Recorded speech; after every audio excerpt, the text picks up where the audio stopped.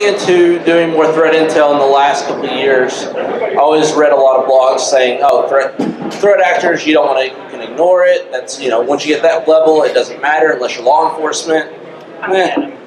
That's to be debated. So we'll see. So I graduated from the U of A in 2011. Go Hawks! I've been a network security engineer for Arvest since then. Focused on building a SIM, doing perimeter defenses, stuff like that. The last couple of years really started diving into maturing our threat intel program to feed that SIM, as well as feeding strategic decisions around our environment. So we're going to talk about a few things to kind of lay the stage for why this isn't that hard of a thing to do. So what does the threat landscape look like today? How can you do it internally? And how do we build these profiles? And then how do we get more efficient at building them? Because from experience, you start it, it crashes and burns, it gets really hard, then you find better ways to do it.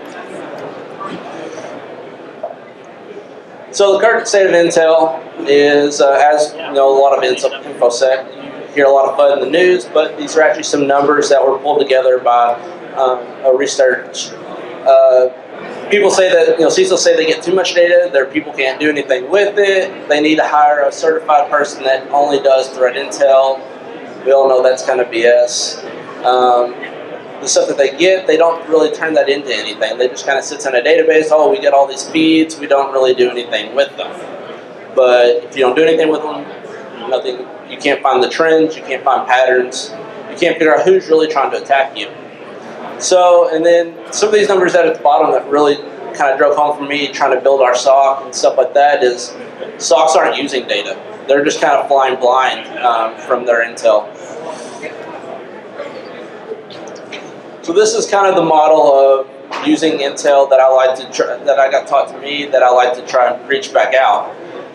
There's crawl, walk, run, and fly. Fly is nobody ever actually gets there. It's perfect. All you're really worried about is budgets and doing things cheaper.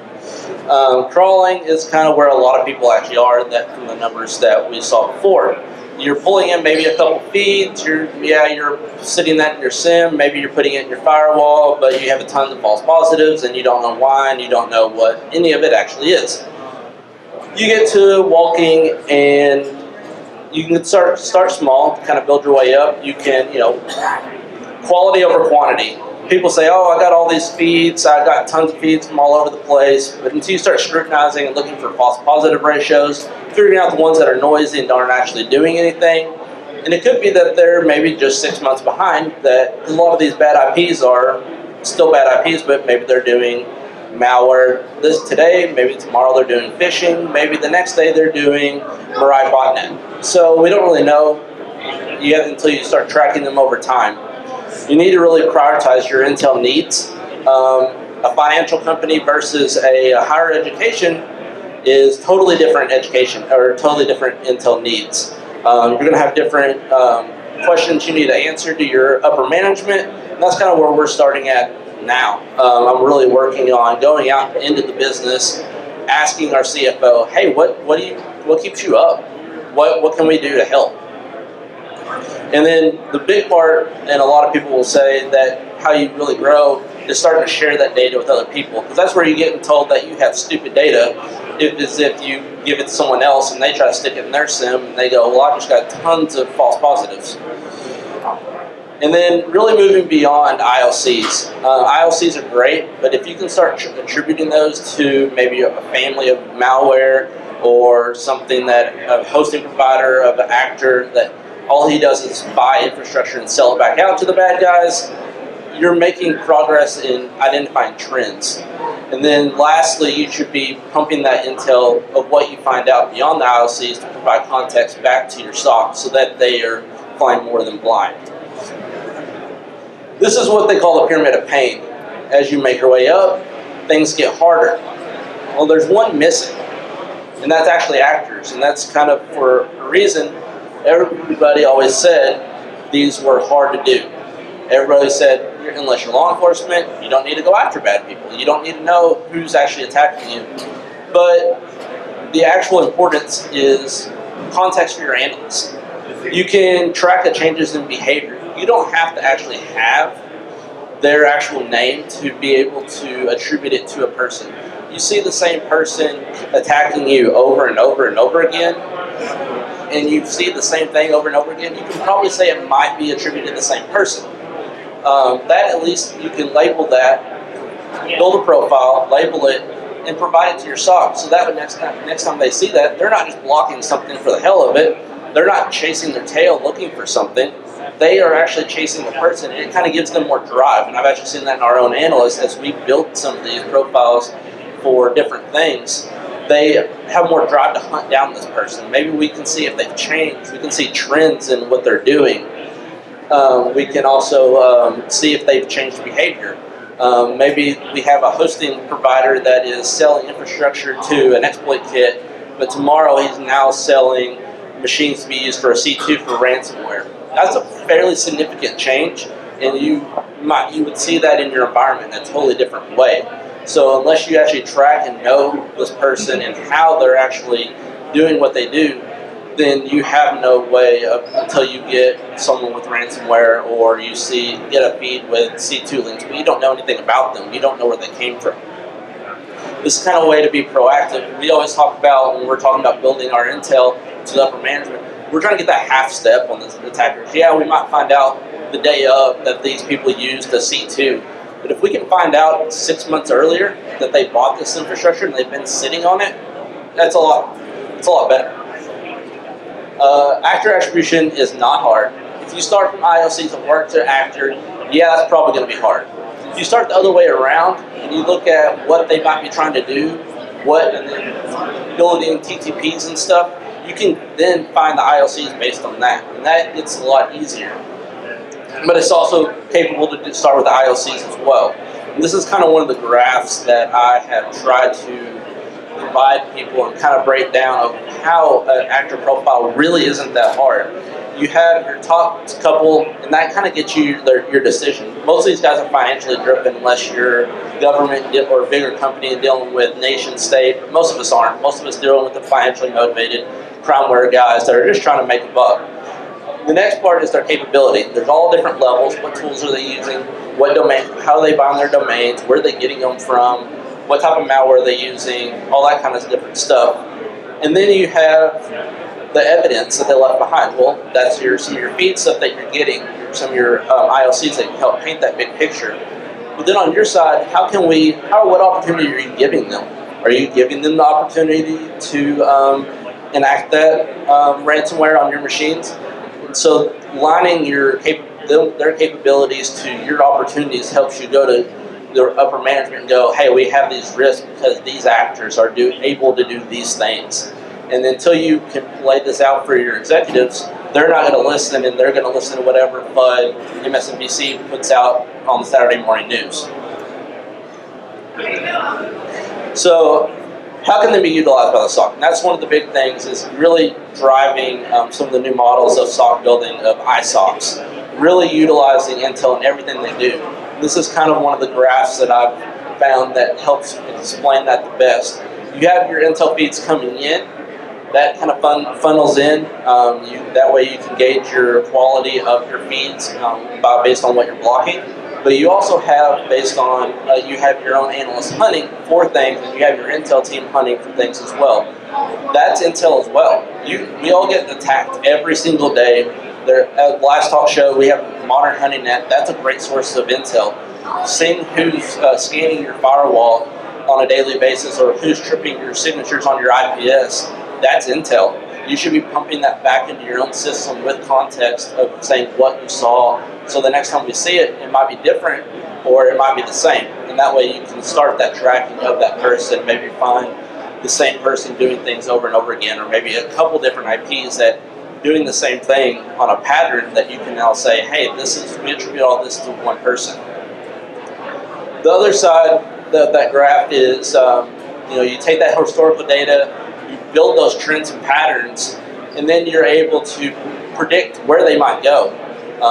We predict ahead all the time for our board of where we think attacks might be coming in the future. And some of this type of stuff kind of helps you give some of that data.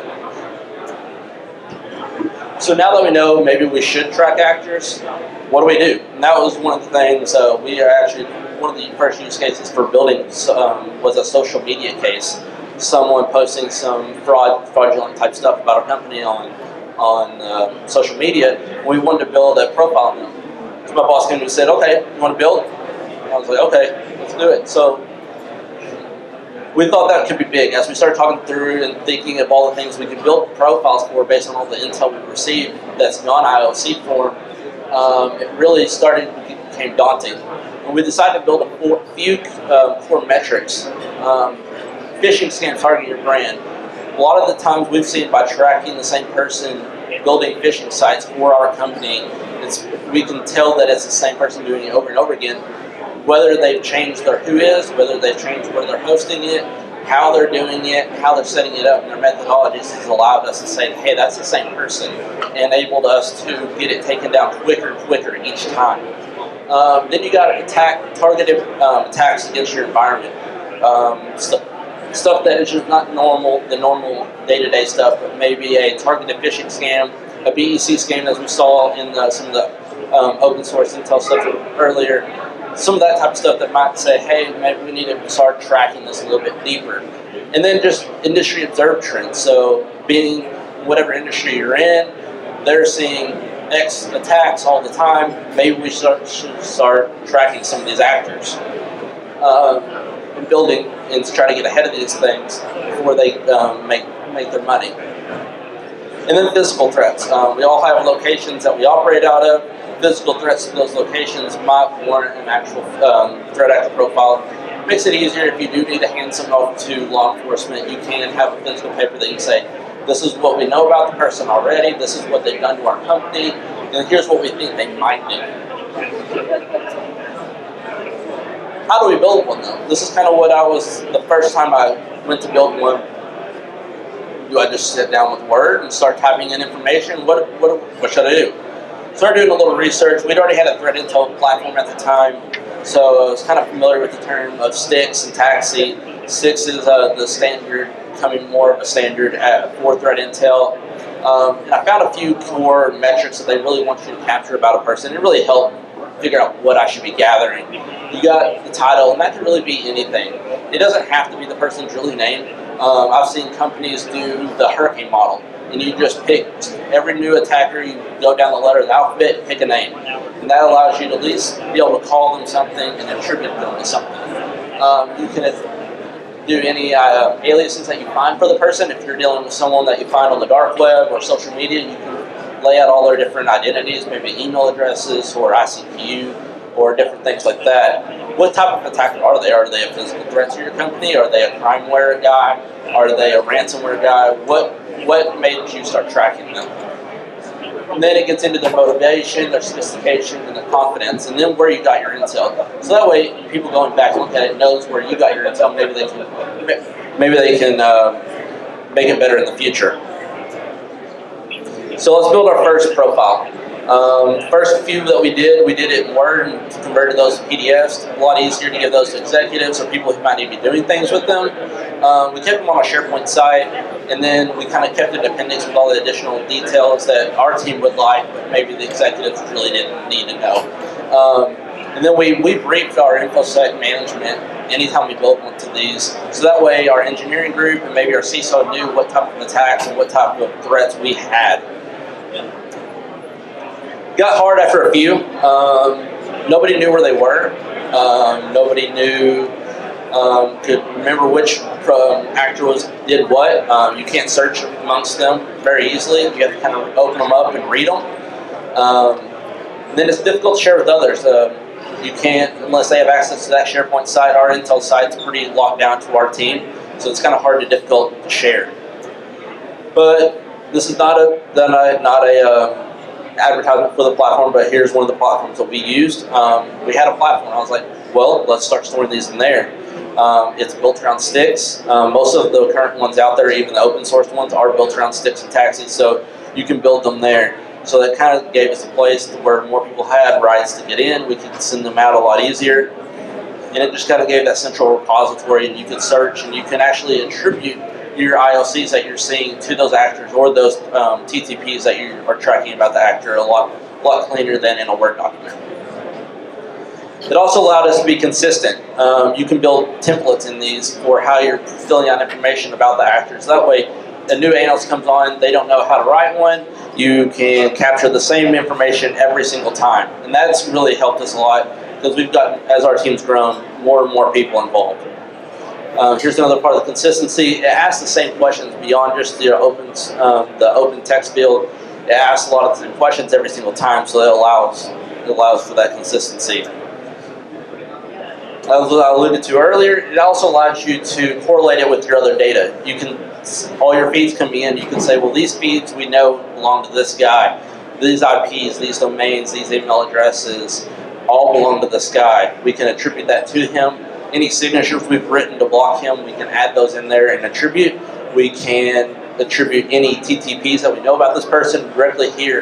And that way, if we see new people starting to do the same thing, maybe they're working together, maybe they're competing, maybe it's just another guy down the street, or maybe this guy's changing into somebody else. It also makes it very easy to share with others. These platforms are built for sharing. You can usually let someone connect to you over Stix and Taxi and grab that information as well. It also makes it easy to export internally and gives to an executive very quickly. And it also allows you to directly send to other people within that you can connect to yours. So here's a recap. You know, threat intel is not utilized very well today. Most people think about threat intel as just those IOCs they receive. They don't really know beyond that what to do with it. You know, think a little bit deeper out of the box. Maybe how we can start grouping these and start using these a little bit better. We can also make our SOC work smarter, not harder. You know, they'll hunt if we can give them the tools to hunt and make them want to go after people. If you give them an actual person to go after versus an IP, they're more likely to find more data for you than just giving them an IP. Also, you know, as you grow your environment, please continue to share. It helps our whole community as we share and see things. Don't know how many times that I've seen FUD in the news. Someone stand up and go, no, that's not what happened. This is what happened, and this is how we all get better. And I appreciate your time. Any questions?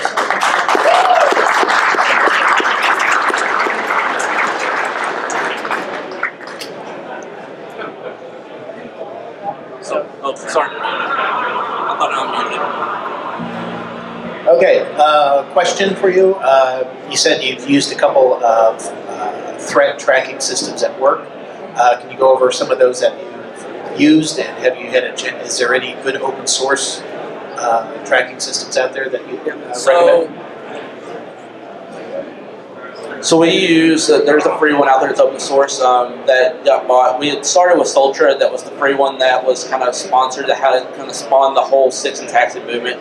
We moved into, with some trouble with that, we moved into a paid model and moved into actually the ThreatStream platform. But there's a free one that they actually sponsor. Once Soltra died, there's Stax, which actually supports all of this as well. There's also ones like Yeti is a big one that other people have used. MISP for tracking specifically malware related is MISP is great. Trying to get some of that technology moved into other tools is hard, but there's some of those. Multigo's one for specifically around people and OSINT grabbing helps a lot. But a threat intel platform like Yeti is a great open source one, or Stax.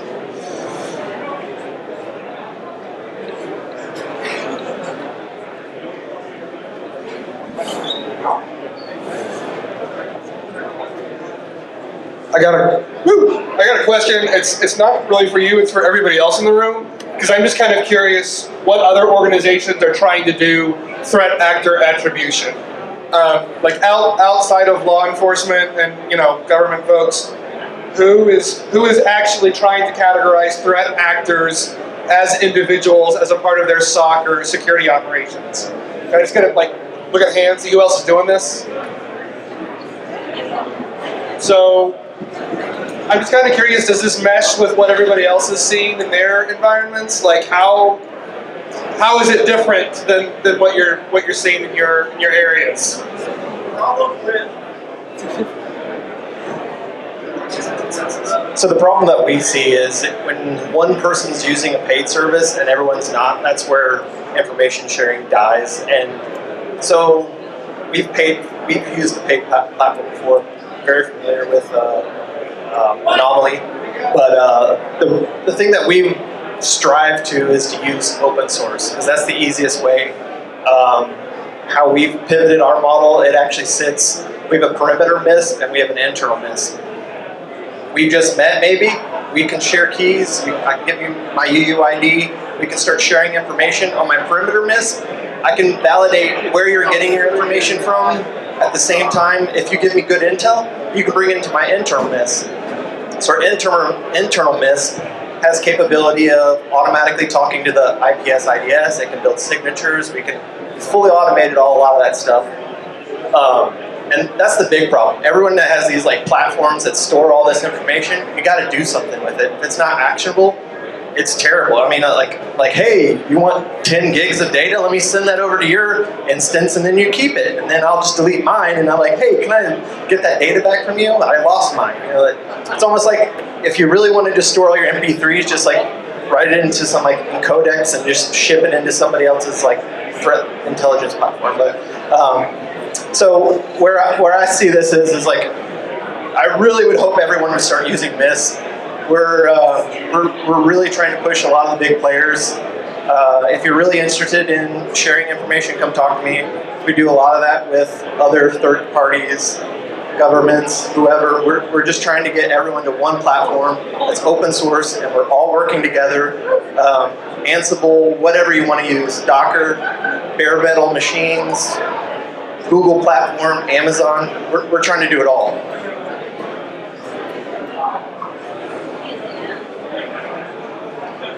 I think that's it.